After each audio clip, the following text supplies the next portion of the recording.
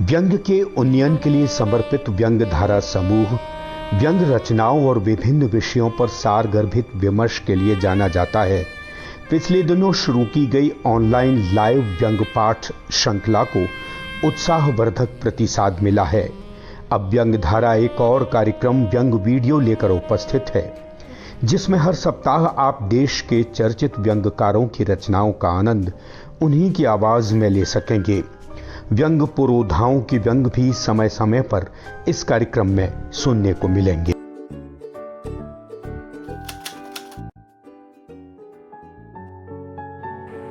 व्यंग धारा वीडियोस के प्रसारण में प्रस्तुत हैं आज के समय के चर्चित व्यंगकार मध्य प्रदेश के छतरपुर जिले के ग्राम अलीपुरा से कुंदन सिंह परिहार। शिक्षा एमए अंग्रेजी साहित्य और अर्थशास्त्र, पीएचडी एलएलबी। 40 साल तक महाविद्यालयीन अध्यापन के बाद 2001 में जबलपुर के गोविंद राम सेखसरिया अर्थ वाणिज्य महाविद्यालय के प्राचार्य पद से सेवानिवृत्त, अब जबलपुर में निवास। 1970 से निरंतर कहानी और व्यंग लेखन, 200 से अधिक कहानियाँ और इतने ही व्यंग प्रतिष्ठित पत्र पत्रिकाओं में प्रकाशित। कहानी संग्रह तीसरा बेटा, हासिल, वह दुनिया, शहर में आदमी, कांटा। व्यंग संग्रह जागी हुई अंतरात्मा का उपद्रव, एक रोमांटिक की त्रासदी, नवाब साहब का पड़ोस, प्रकाशित। 1994 में मध्य प्रदेश हिंदी साहित्य सम्मेलन के वागीश्वरी सम्मान और 2004 में राजस्थान पत्रिका के सृजनात्मकता सम्मान से सम्मानित। आइए सुनते हैं उन्हें उन्हीं की आवाज़ में। रचना का शीर्षक है एक प्यारा प्यारा जीव। मोहन बाबू को कुत्तों से एलर्जी है। सड़क पर कुत्ते को आते देखते हैं तो साइड बदल देते हैं। आसपास कोई कुत्ता आ जाए तो तुरंत हाथ में पत्थर लेकर दूर दूर करना शुरू कर देते हैं। जिन घरों में कुत्ते हैं उनमें प्रवेश करने से पहले गेट को खटखटाकर गृहस्वामी को बाहर बुला लेते हैं ताकि आदमी से पहले कुत्ते से मुलाकात न हो जाए। ऐसे घरों में भीतर बैठने पर अगर कुत्ता प्रेमवश उनके पास आकर उन्हें सूंघना सांगना शुरू कर दे तो उनकी रीढ़ में डर की झुरझुरी दौड़ने लगती है और पांव अपने आप ज़मीन से ऊपर हवा में उड़ जाते हैं। यह प्रेम क्रीड़ा देर तक चली तो वे गुहार लगाना शुरू कर देते हैं, अरे भाई इसे पकड़ो। गृहस्वामी मित्र हुआ तो शिकायत भी कर देते हैं, यह क्या बला पाल ली यार, घर में बैठना मुश्किल है। मोहन बाबू का अपना मकान है। घर में सिर्फ 4 प्राणी हैं, खुद, पत्नी, एक पढ़ने वाला बेटा और एक अविवाहित बेटी। 2 बड़े बेटे नौकरियों पर बाहर हैं और एक बड़ी बेटी विवाह को प्राप्त हो ससुराल में सुखी है। रिटायर होने पर मोहन बाबू को इकट्ठी रकम मिली तो ऊपर 3 कमरे बनवाए और ऊपर शिफ्ट हो गए। नीचे का बड़ा हिस्सा किराए पर दे दिया। मोहल्ला शहर के भीतर है, इसलिए मकानों का किराया तगड़ा है। मोहन बाबू का मकान 8,000 रुपये महीने में उठ गया। किराएदार वर्मा साहब एक प्राइवेट कंपनी में अधिकारी हैं। वर्मा साहब के परिवार के आने से पहले उनका सामान आया। सामान को देखकर मोहल्ले वालों ने जांच लिया कि आदमी हैसियत और नफासत वाला है। सामान के बाद कार और स्कूटरों पर परिवार के सदस्य आए। मोहन बाबू का खून यह देखकर सूख गया कि कार में एक कद्दावर काली चमकदार चमड़ी वाला श्वान भी विराजमान था। वर्मा जी से पहले उसके बारे में कोई बात नहीं हुई थी, अब कहने से क्या फायदा। मोहन बाबू ने सोचा उन्हें तो ऊपर रहना है, उन्हें क्या फर्क पड़ने वाला है। बस नीचे आते जाते थोड़ा संभल कर चलना होगा। वर्मा जी सवेरे कुत्ते को टहलाने ले जाते थे।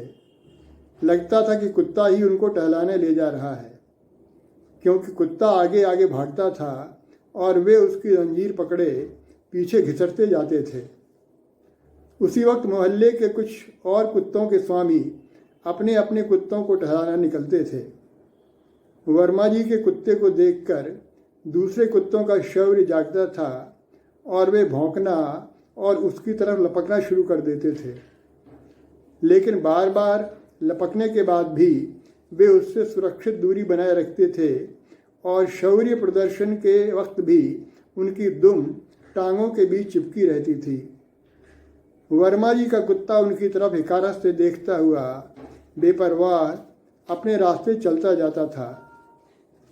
अगर कभी वह रुककर किसी कुत्ते की तरफ देख लेता तो वह कुत्ता डर कर अपने मालिक की टांगों के बीच घुस जाता था।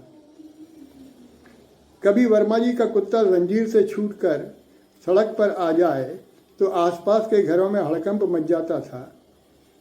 पड़ोसियों के दरवाजे फटाफट बंद हो जाते और वे तभी खुलते जब कुत्ते को पकड़कर फिर से जंजीर से बांध दिया जाता। घरों के आसपास खड़े लोग दौड़कर भीतर घुस जाते और सड़कें सूनी हो जाती। मोहन बाबू ऊपर इन बातों से अप्रभावित रहते थे। अंत में पास पड़ोस के लोग एक डेलीगेशन लेकर मोहन बाबू के पास पहुँचे। उन्हें उस खूंखार कुत्ते के आने से पैदा हुए संकट के बारे में बताया और उन्हें सलाह दी कि उन्हें अच्छे पड़ोसी का धर्म निभाते हुए इस संकट का समाधान करना चाहिए। चूँकि अकेले कुत्ते को मोहल्ले से निष्कासित नहीं किया जा सकता, इसलिए उसके स्वामी से ही कोई दूसरा घर देख लेने के लिए कहना चाहिए। किराएदारों की क्या कमी है, वर्मा जी जाएंगे तो दूसरा आ जाएगा। मोहन बाबू धर्म संकट में पड़ गए। बात सही थी, कुत्ते से लोग खासे आतंकित थे। उसकी वजह से लोग ऐसे चौकन्ने रहते थे जैसे मोहल्ले में कोई शेर आ गया हो। बच्चों को मोहन बाबू के घर से दूर रहने की हिदायत थी। कुत्ते के दर्शन मात्र से लोगों की रीढ़ में कभी दौड़ जाती थी। मोहन बाबू को खुद भी कुत्ते से परेशानी होती थी। कुत्ता रोज सवेरे बड़ी देर तक भौंकता रहता था। मोहन बाबू सवेरे रामायण का पाठ करते थे। कुत्ते के भौंकने के कारण उनकी रामायण गड़बड़ हो जाती थी। उन्होंने पड़ोसियों को आश्वासन दिया कि वे वर्मा जी से बात करेंगे। वर्मा जी ने पड़ोसियों के दल को देखकर स्थिति को भांप लिया था और मोहन बाबू का बुलावा आने से पहले उन्होंने अपनी रणनीति तैयार कर ली थी। यह मोहल्ला उनके लिए सुविधाजनक था और वे किसी भी कीमत पर उसे छोड़ना नहीं चाहते थे। मोहन बाबू ने वर्मा जी को बुलाया। उनके आने पर संकोच से बोले, मोहल्ले के कुछ लोग आए थे। वर्मा जी सावधानी से बोले, हाँ मैंने देखा था। मोहन बाबू बोले, आपके कुत्ते को लेकर एतराज़ कर रहे थे। वर्मा जी ने आश्चर्य व्यक्त किया, कहा, अच्छा, टाइगर तो बड़ा भला जानवर है, कभी किसी को तंग नहीं करता, वैसे भी हम उसको बांध कर रखते हैं। मोहन बाबू हंसे, बोले, हाँ लेकिन लोग उसकी शक्ल सूरत से डरते हैं। वर्मा जी बोले, अब इसके लिए क्या कीजिएगा, अगर कोई कुत्ते के फोटो या उसके खिलौने से डरने लगे तो उसका क्या इलाज है, यहाँ के लोग भी खूब हैं। फिर उन्होंने अपना अस्त्र निकाला। बोले, मुझे आपसे एक बात करनी थी।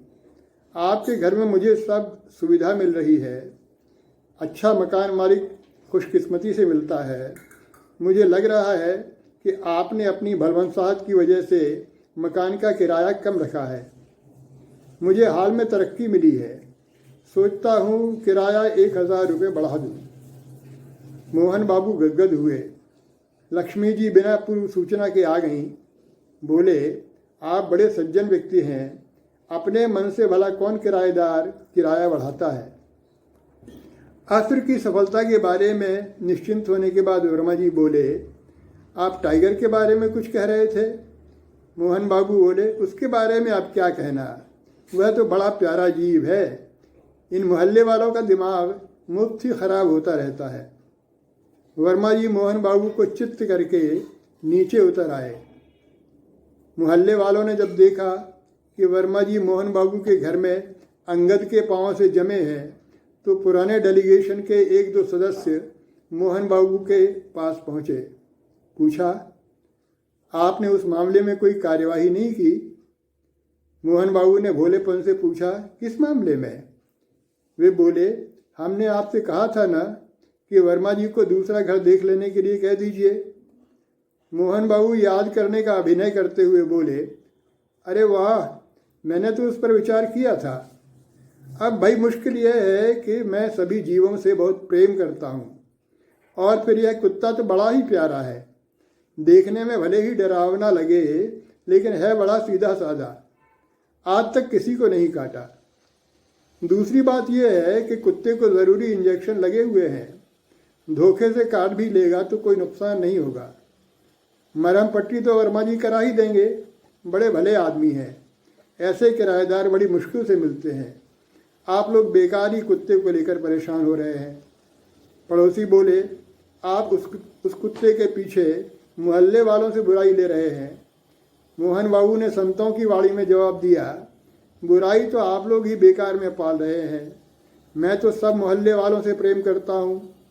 आप जीव दया के सिद्धांत से हटकर मुझे परेशानी में डाल रहे हैं। दूसरे देशों के लोग पशु पक्षियों को बचाने में लगे हैं, यहाँ आप एक कुत्ते के पीछे लाठी लेकर पड़े हैं। मोहल्ले वाले कुपित होकर उठ गए और मोहन बाबू उनसे मुक्ति पाकर गुनगुनाते हुए अपने काम में लग गए।